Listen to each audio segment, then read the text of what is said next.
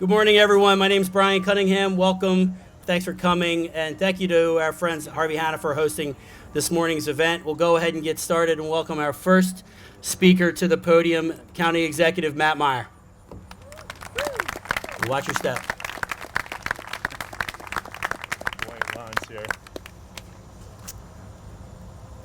Good morning. Good morning. Good morning. I've been with many of you in meetings and meetings and meetings about this, and it's a great accomplishment for us to be here today. Years ago, actually, before I started as county executive, I was having a conversation with James Wilson, who's here of Bike Delaware, and he said to me, historically, we build pathways for recreation. We build pathways for recreation, and it's high time we started to think about pathways differently. That it can be a means of commuting, it can be a means of reducing car traffic, and it can be a means of reducing cost of living for people who are spending a tremendously large percentage of their weekly, monthly, annual wage on car insurance, and the gas and the like. So I'm very proud to be here today. Wouldn't be here without an amazing team at Newcastle County. Please raise your hand. Andrea Allman, Kendall Summers, Tracy Searles, Marco Boyce, an incredible team that have, in spite of my continual, we meet weekly, bi-weekly, we meet weekly on bike paths across the county. We took James Wilson's words and the words of the biker advocacy community, Mary Roth and the like, Chris Castagna, and we did everything we could to integrate that into policy, working with Will Mapco, various towns, state legislators to envision a plan 5 years ago called the Connecting Communities Plan. And if you look at it, it has paths and trails everywhere across our county, particularly in lower income communities that for years and years have been overlooked. And so I remember when we had a little press event at Christiana Care's facility, Bettina, right there on Reed's Way, like 5 years ago, someone from the press asked me, where's the money to do this? And I said, we got to figure that out. And we've started to figure it out.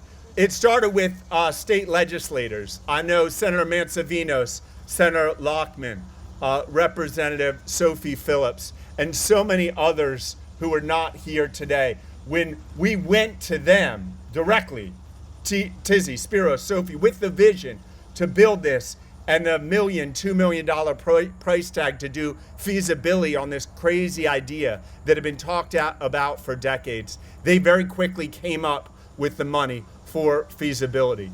Marco, Andrea, Kendall put it to work along with WRA, William Reichard Associates, who is here, working very hard to take what had been a crazy vision of connecting Wilmington to Newport, Newport to Newcastle, and putting it to work. And that created the playbook.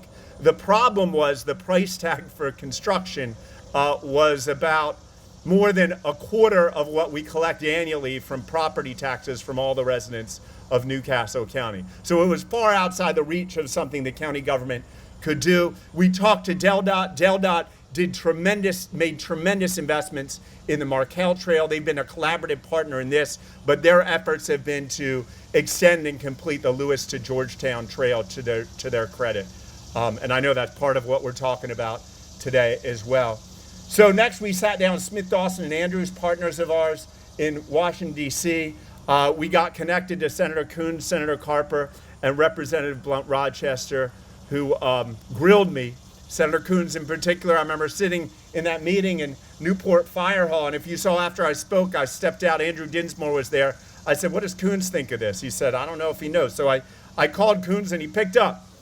And he instantly, I thought it'd be a 3-minute conversation.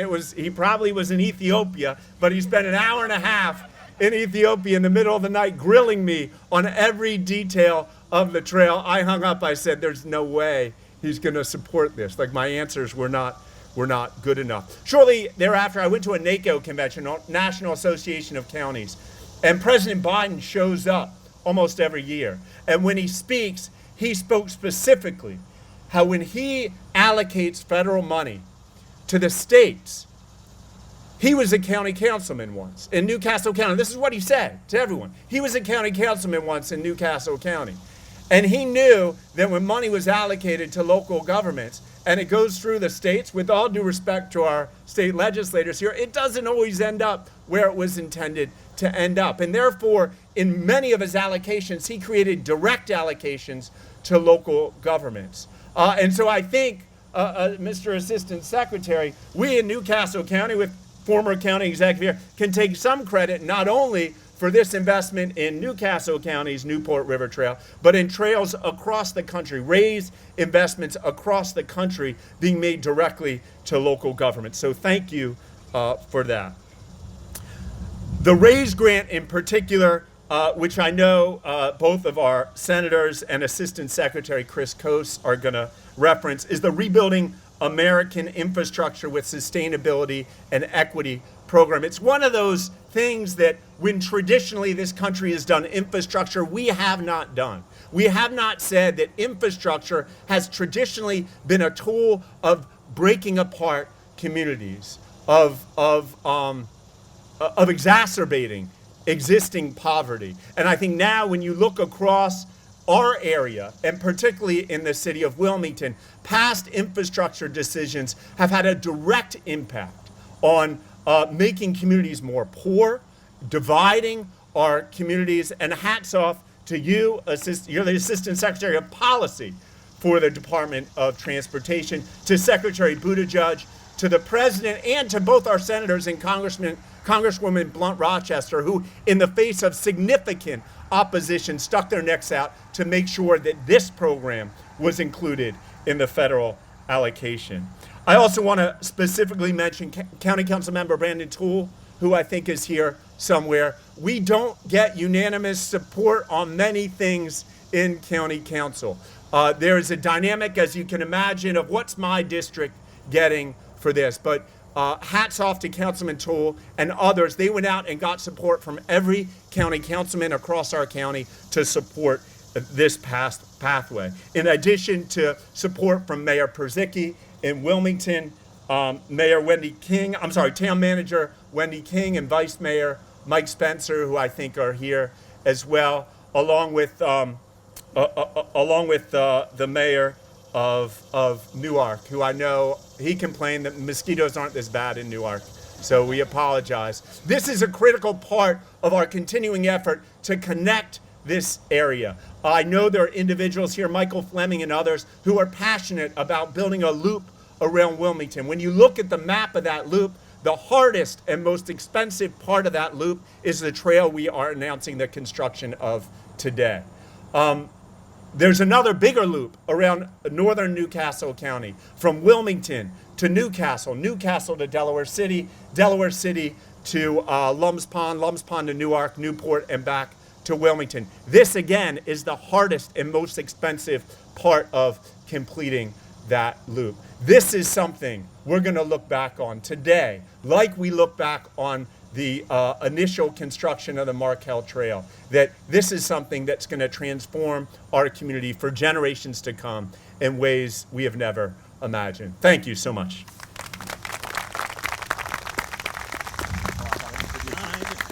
Hold on one sec.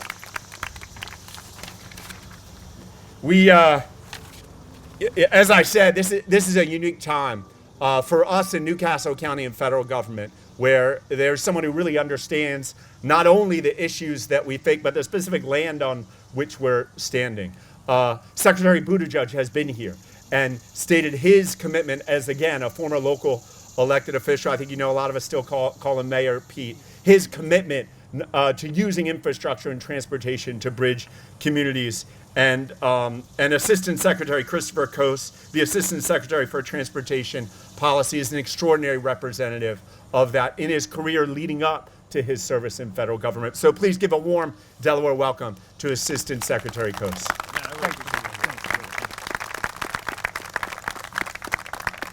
Thank you, Matt, for that kind introduction. While I am from the great state of Georgia, it's nothing like to be here in the first state of the nation.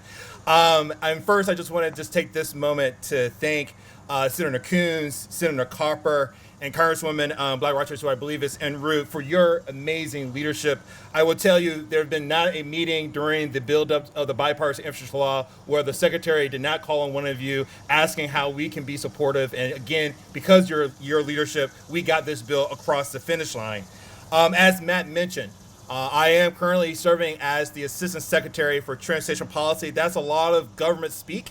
Basically saying my job is to help the Secretary coordinate not only of our policies, but also our over $100 billion discretionary programs, including the RAISE program. And I will tell you, the RAISE program, Rebuilding America's Infrastructure with Sustainability and Equity, is a key part of President Biden Investing in America agenda.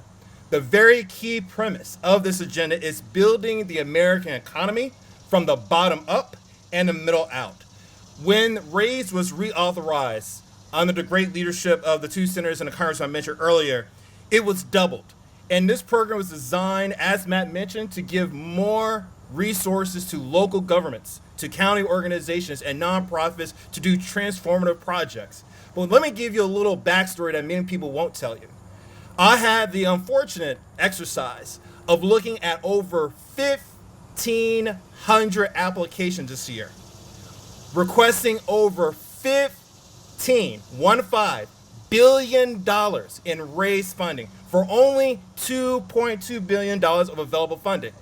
Delaware, you in this round in 2023 received over $43 million out of that. You have a lot to be proud of. And I'll say, given the fact that you are the first state in the nation, I will take a personal privilege because I see my dear friend, Ann Canby, who was a long-time leadership here in transportation, who I learned so much in transportation, how we have to think about transportation not in a silo, but how does transportation and quality of life and housing and equity actually come together to create truly thriving communities. And I can tell you, Delaware, particularly for this $23 million RAISE grant to build out the Newport River Trail, it's going to provide more accessibility to ADA, shared use pathways, and more importantly, what was really transformative about this particular project, that you made it abundantly clear that you were investing to reduce fatalities and injuries on our roadways. As you hear too often, you hear from our secretary, and we're seeing it every day in people's lives. Over 43,000 individuals are killed on our roadways. This is a crisis, and you should be commended on ensuring that resources are addressing to reduce that number. But more importantly, you're also using the $21 million, the Connecting Communities from Georgetown to Lewis Rail. What this $17 million mile project, completing that project, means to people. It's not just you're going to have a nice way to bike and walk around, but actually you're connecting people to good paying jobs, to parks, improving their quality of life. When we looked at this application, a couple things stood out that was worth note. This project had an innovation component that we hadn't seen in many parts of the country.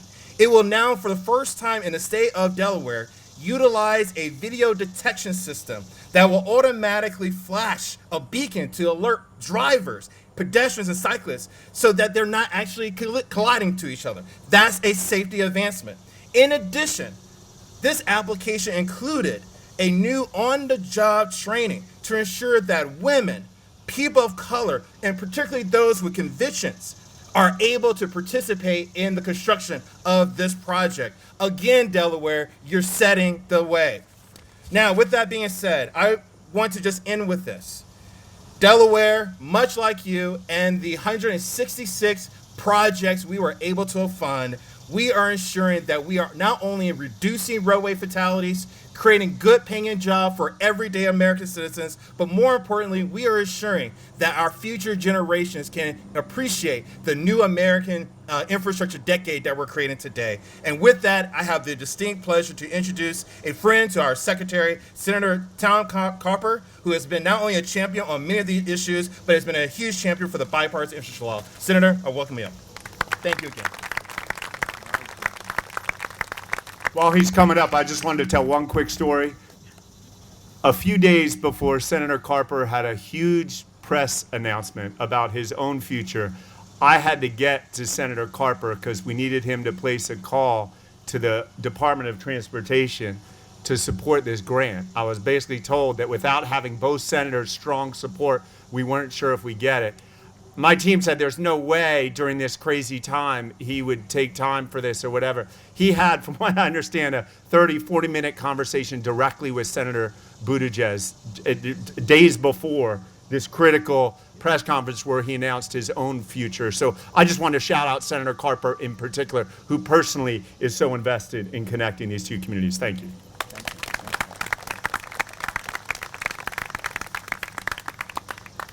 Thank you, Matt. Good morning, everybody.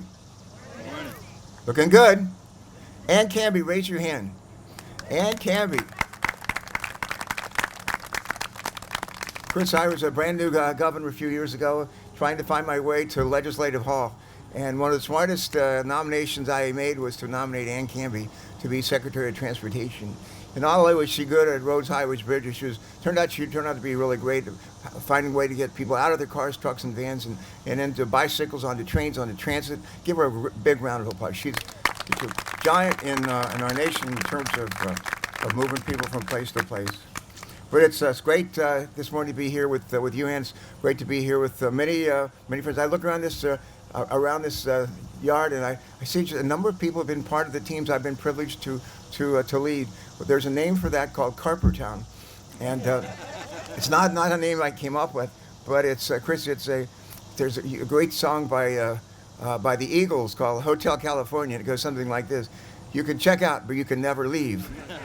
And that's the way Carpertown works. And for those of you who are part of Carpertown, have been part of the team, thank you very, very much for all you've done to help me serve the people of our state. It's a great day to be alive. It's a great day to be here in Newport. Matt, thank you for your leadership. And I serve as the chairman of a committee called Environment and Public Works. We wrote large parts of the bipartisan infrastructure bill: roads, highways, bridges, transit, rail, water, drinking water, wastewater, you name it. We're all over the legislation. It's being implemented all over the country. We just had a meeting with one of our major businesses in Delaware this morning. They were talking about what I'm going to do for the next, actually 15 months. I stay on the payroll for another 15 months until January 3rd, high noon, 2025. And one of the things that we're working hard to do is to implement the bipartisan infrastructure bill, which is funded in large part by funds and in large part this particular grant program that we're talking about. It's one thing, as Chris knows, it's one thing to introduce legislation. It's another thing to introduce bipartisan legislation. Another thing to get hearings on your legislation. Another thing is to get your bill or proposal reported out of committee. It's another thing to get it taken up by the Senate or by the House, and then for the House and Senate, as Tizzy knows, get the House and the Senate to actually agree on what's come out of one or the other chambers. And what we've done is all that. And the president was good enough to support it strongly, propose it, and we passed it, and he signed it into law. That's not enough. That's not enough. The next piece is implementing the legislation.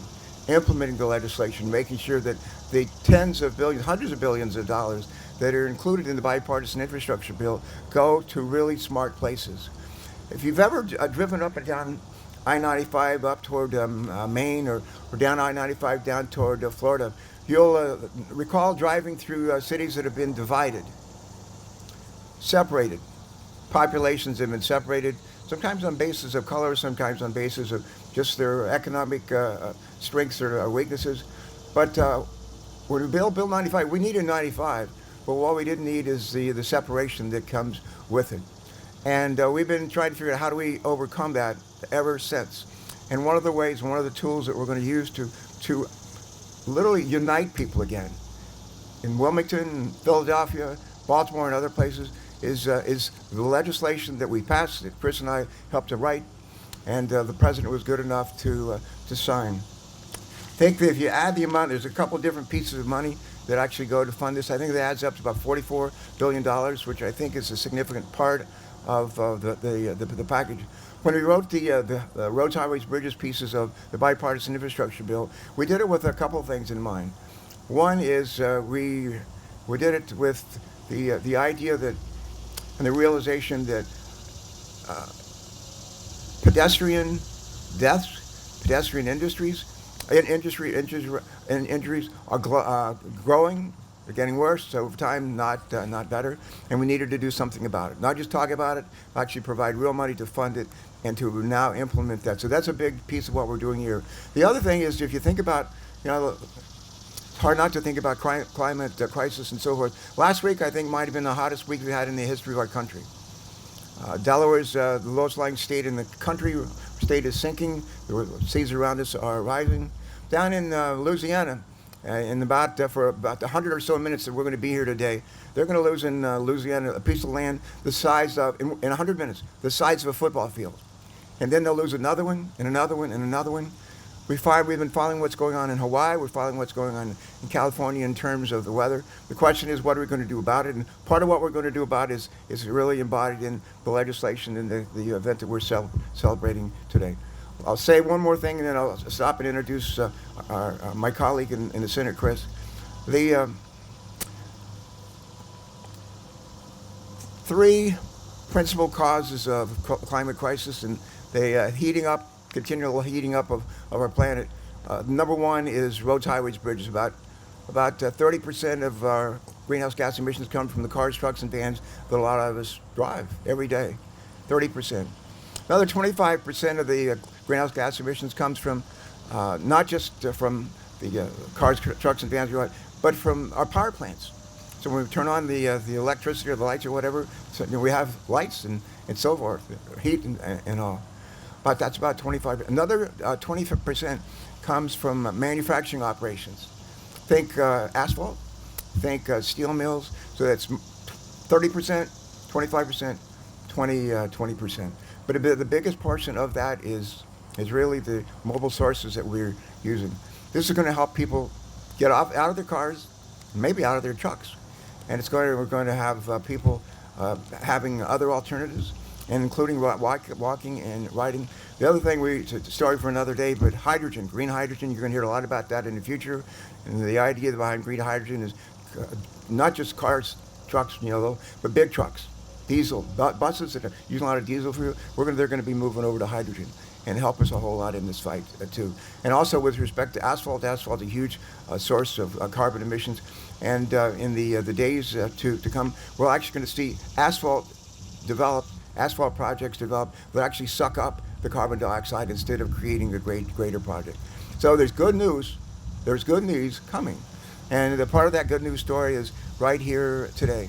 And I just want to say, we wouldn't be where we are without the good work of my colleague in the Senate, Chris Coons. We wouldn't be where we are today without Lisa Blunt Rochester. Has anybody here met Lisa Blunt Rochester? Lisa is our wing woman. She's our wing woman in the House of Representatives, and she is certainly smarter than me. When she's not smart, she's almost as smart as Chris. But she's got a great staff. Iris, are you over there? Raise your hand. Give Iris a nice round of applause for Lisa. Lisa's dad, many of you know him. Lisa's dad's health is not good, and she's trying to spend as much time as she can with him. So keep them in your thoughts and your prayers. And in the meantime, while you're praying, send up a prayer of thanksgiving for the kind of collegial cooperation that we have here between federal and state. I'm going to say to Mayor Pete, I still call him Mayor Pete. Thank you, Mayor Pete, if you're listening. You're our friend here in Delaware, and also to the President of the United States. Thanks for remembering where you came from. All right, and that my colleague in the Senate, great member of the Judiciary Committee, great member of the Foreign Relations Committee, great member of the Appropriations Committee, and I think most of the other committees. His name is Chris Coons. He's the hardest working guy in the United States Senate, along with me. Thank you. All right, Chris. Thanks, buddy. Thank you, Senator Carper. Please give him a round of applause for his remarkable leadership over 5 decades of service to our nation. I think Senator Carper's chairmanship of the Environment and Public Works Committee will go down as the most important chapter. He was able to apply the lessons from his service in the House, his service as state treasurer, his service as governor. He calls himself a recovering governor. I'm not sure he's ever fully recovered. And if you are as unrecovered a former senator as you are unrecovered a former governor, we will have you actively involved in implementing the bipartisan infrastructure bill for many, many years to come. Thank you, Tom Carper, for everything you and your very capable town full of folks have been and can be, not least among them as policy leaders. And I'm thrilled Representative Stephanie T. Bolden has joined us as well. When we were recognizing state representatives and state senators earlier, just wanted to add that recognition. To our Assistant Secretary, Christopher, thank you. Thank you for the leadership you provide in the department around policy. Thank you for supporting Mayor Pete's vision. And thank you for understanding the value of equity and access and connection that is at the very heart of this particular grant. Did you hear a number he threw out just casually? 1,000 applications? 1,500 applications chasing $15 billion in funding. And out of that enormous heaping pile of 1,500, somehow someone reached down and pulled out $44 million for little old Delaware. One to connect Lewis and Georgetown, another to connect Wilmington and Newport. As you know, success has many parents. And over many, many years, lots of folks have been involved in this particular plan. This is a key piece of a long-standing plan to connect the entire community around Wilmington and Newport and Newark with accessible bike trails. I had the blessing of working with Chris Castagno 23 years ago when he was the Newcastle City Council president and I was the newly minted Newcastle County Council president. And yes, Matt, I wasn't in Ethiopia, but I did grill you for more than an hour about the proposal here because I was interested to hear how much you knew about it, and you knew a heck of a lot about it. He's the only elected official who showed up here on a bike today, so you're still trying, you're still working, you're still doing it. And he sharply criticized the assistant secretary for driving up in a car, which, I mean, that takes stones. Really, does it not take a little commitment, a little determination? This is an opportunity for us to connect, to weave together communities that for too long have been divided by investments in infrastructure, to connect across municipal, county, state, and federal governments. Because when we were looking at plans like this decades ago, the cost was a big barrier. This is $23 million for 2 miles. That's got to be a record amount almost in terms of expense per mile, but it's an absolutely critical point of connection from Wilmington to Newport, hopefully later on to Newark. And without this piece, that greater vision of connecting in a way that brings together communities, that brings together communities of color, that brings together folks across all backgrounds, that connects us to creation and connects us to the natural world in a way that creates pathways of opportunity. This is a compelling vision and an important part of the transportation and infrastructure priorities that were set in the legislation. Chairman Carper had such an important hand in that spoke to the policy priorities Secretary Buttigieg has pulled forward for our country, and that I feel honored to have played some small role in helping fund in my appropriations role as a transportation appropriator. Back when I was county executive, I had the honor of working with Rich Priswar, who was my first chief of staff, and with Tracy Searles in the engineering department, special services later called. And they worked tirelessly with an incredible group of public servants in county government to make that piece that connects Newcastle up to the banks of the Christina River happen.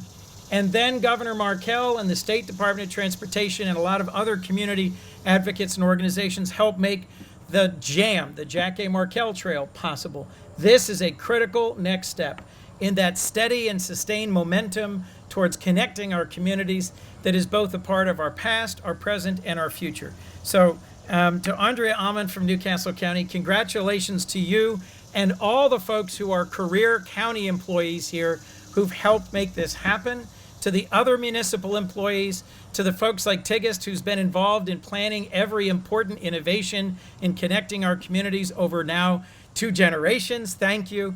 And I will now introduce James Wilson of Bike Delaware, who I believe is going to address us about how it is that community advocates from the private sector to the public sector to the nonprofit sector help build and sustain this important vision of connecting Americans and Delawareans. Thank you for what you have all done to help support this critical next step in our vision for an America better connected, more equitable, more sustainable, and more engaging. Thank you very much.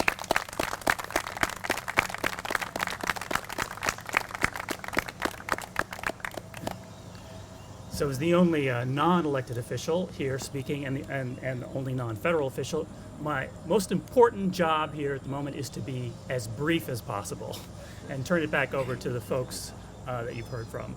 So very quickly, you heard this is not just a piece of recreational infrastructure, it's a piece of transportation infrastructure. And for me, that means three things. The first is, as we heard from Chris, crashes are the second leading cause of death of our kids in the United States. I mean, it's like I can say the sentence, but it's almost hard to wrap your mind around it. Like after guns, crashes are the second leading cause of death of kids. Imagine if some other category of our advanced infrastructure in America was causing that level of carnage. You know, if kids were being killed by our electrical system or by our, water and sewer systems. But, we have tolerated that now for a number of years with regard to transportation. And it underlines that while, our electrical systems, our water systems, all these other infrastructure systems that make us a first world country and that make us as wealthy as we are sort of unalloyed goods, that is not as true of the transportation system we have met. Another thing that we have done with our infrastructure historically is we've taken a lot of freedom and independence away from our kids. Governor Carper, I know you know former Senator Venables. One of the most important conversations that I feel like I ever had as an advocate was with former Senator Venables. I asked him, when you were a boy, Senator Venables, this was before World War II, did your parents drive you to school? Did you take a school bus? He said, no, I walked to school or I biked to school. I said, Senator Venables, do your grandkids, do your children or your grandkids bike or walk to school? And he said, no, not a single one of those grandkids do that. We have, with this remarkable, decades of investment in transportation infrastructure, we have taken an enormous amount away from our children. And we need to give that back to them. So that's the second thing when I think about this project today. The final thing I think about, County Executive Meyer mentioned it, is transportation is the second largest household expense. Only housing costs our families more than transportation. And does anybody here not own a car? Anybody in this audience? Do you not own a car? No. So except for Chris, we all own a car. And it's not a big deal for us, right? We all own a car, we own it, we insure it, we maintain it, we fuel it, and it's just something we do. It's a part of our lives, and it's not an enormous financial burden for all of us. But if you are a student, if you are a recent graduate, if you are retired and on a fixed income, if you are unemployed, if you just have been fired and you're looking for a job, if you are, not at the upper end of the income scale, but towards the bottom of the income scale, owning, insuring, and maintaining a personal vehicle in order to be able to access jobs, get to a doctor, get your kids to school, can be an enormously difficult financial burden. And it's something we have set this up with our infrastructure system. It's fine for us because we can all own a car, but it's not as fine for those who are not as privileged and as well off as we. So those are the three things that are in my head when I think about how grateful I am for the leadership that you have heard about here. The takeaway here is somebody said success has many fathers. That's a great line. It's also, success is complicated, right? I mean, there was a lot of jargon and a lot of programs and a lot of legislation and a lot of agencies and a lot of phone calls. Like, we would like it to be simple, right? We would like it just to be a thing where these projects like this just sort of happen because democracy. But the reality is you have to have elected leadership of the quality that we have in Delaware to make a day like this possible. So I deeply thank all of you for your leadership, and I cannot wait to ride this, and I can't wait. And then let's keep going. Let's go to Newark. Let's keep on investing in our infrastructure in a way that reduces crashes, saves lives, makes our children's lives richer so that they can have that freedom and independence we need, and reduces the cost of transportation for folks who really need that help in their own economic lives. So that was too long, but thank you all for listening anyway.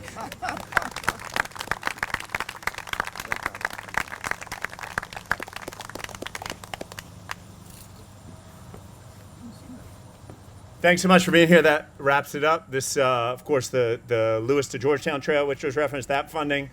Wilmington to Newport, the Newport River Trail. The next step is connecting the two. Thanks for coming today. Appreciate it.